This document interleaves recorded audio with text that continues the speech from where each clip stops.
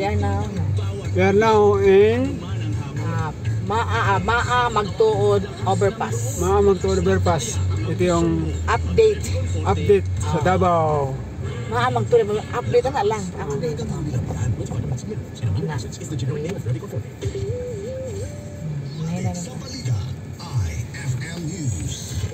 Ano itong ikwalita? Hindi ka pa na dito? Oo. Okay. Tingnan makita ba? Ito magsugod, yung magbaba. Adi-ana ang balita karong orasa. Buaya nagsalong-salong sa kadagatan sa Boracay.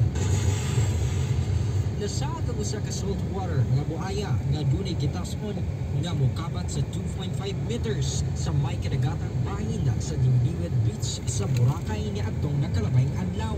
Sumala sa report nga ang buaya kunang nakitaan sa Sinarpa Beach hinungdan nga gipay manuan ang katawan. Okay na. Magandang pagkuha. Baybayon pipila ka adlaw. Pinaagi sa miyembro sa Philippine Coast Guard Boracay. Municipal Disaster Risk Reduction and Mas gwapo din sa kabila. Community Environment and Natural Resources Office Consentro ug mga volunteers na rescue ang mga buaya pasado alas 4 sa hapon.